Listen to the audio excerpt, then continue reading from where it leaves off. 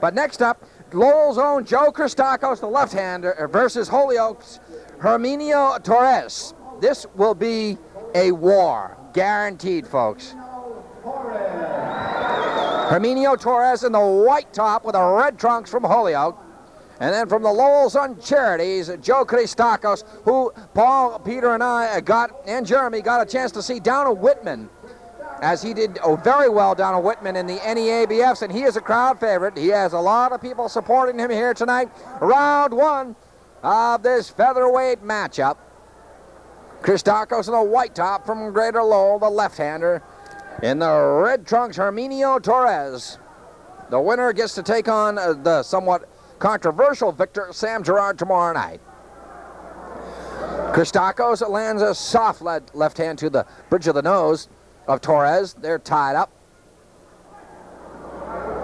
Torres look at the pythons he's got for arms. Torres got some big pipes there, Paulie.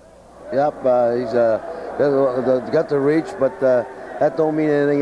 This is just beginning to start up. But of course, the guy with the longer reach needs the room and stay away from his fighter to get his punches off, and needs the distance to be able to throw punches. So we're going to see a fight that we're seeing right now. Both men in the center of the ring and not really mixing it up that much, trying to get some long-range punches off.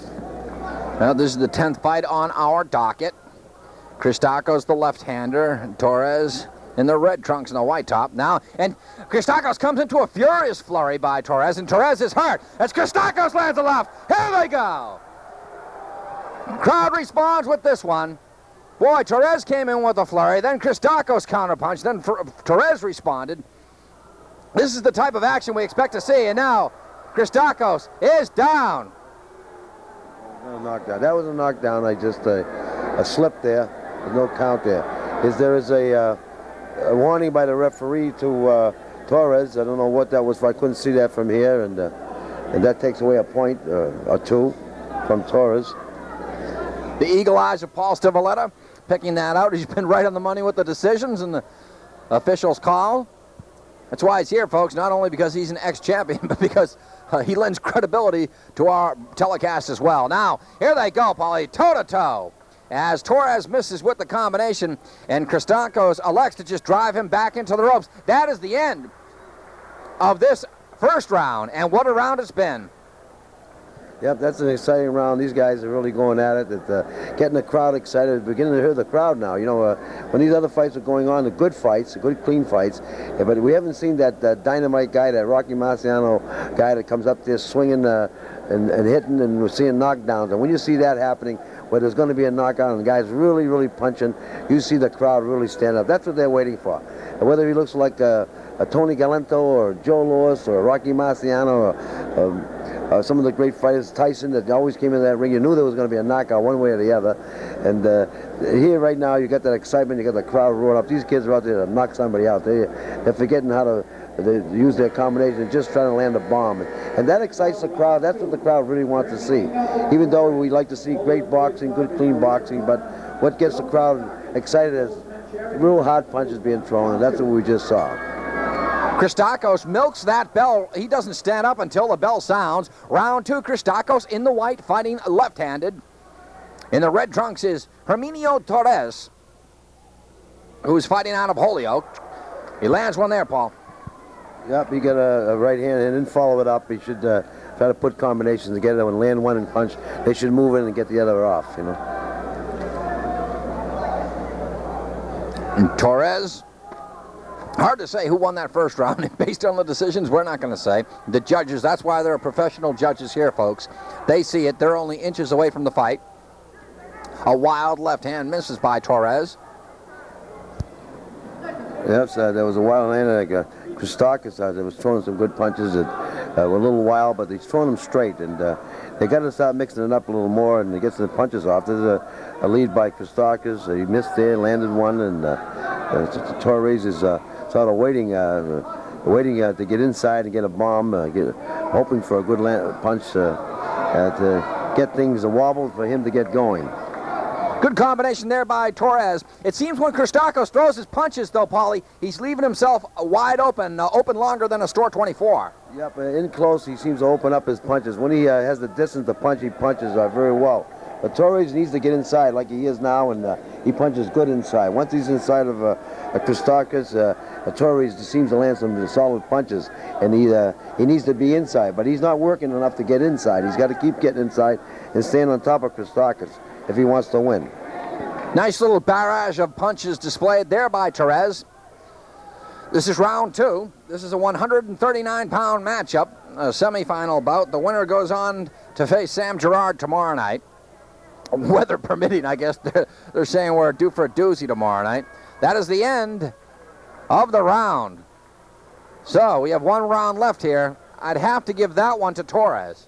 Yeah, yes, Torres was the more aggressive and landed a lot of inside punches. But Christakos at the end of that round landed a nice solid right hand. Didn't seem to hurt Torres, but he got the last 2 punches. And sometimes the referees, watching a bout like that, trying to keep everything in mind. The guy who has the last exchanges of that round is the one that's last memory they have, and that's usually they give that round on. So Christakos did throw a nice right hand, landed, so maybe that's all they see.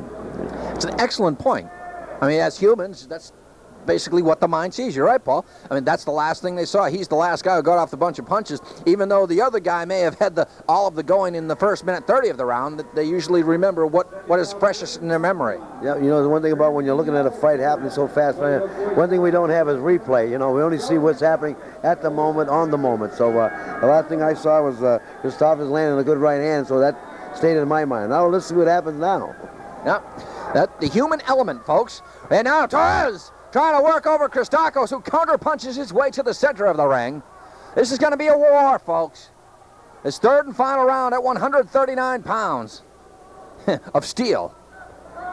Torres, look at those huge biceps he's got. Now he tries to tie up Christakos. Christakos checks to see if there's any blood. Now Torres with a nice little combination backs up Christakos. It seems that Torres now is dictating the pace of this fight, Paul.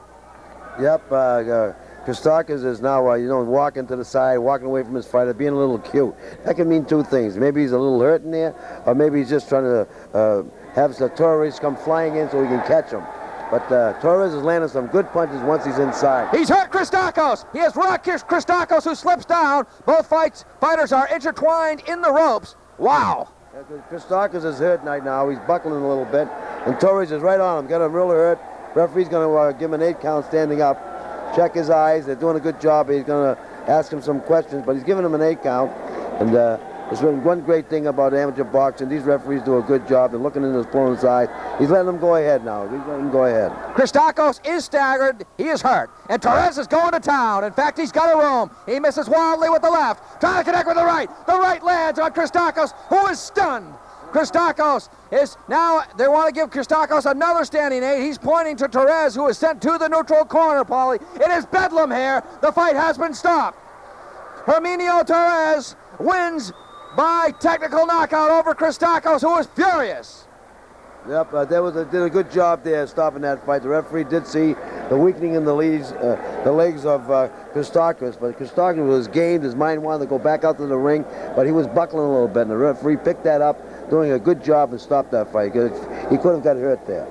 Herminio Torres from Holyoke defeats Joe Christakos from Lowell. Herminio Torres will take on Fall River's Sam Gerard tomorrow night for the 139-pound championship. Well, we're going to take a break right now. You're watching the Atlantic Boxing Television Series only on your local origination station. We'll be right back. Referee shot contest, 1 minute and 46 seconds of the third round. The winner in 139 pounds.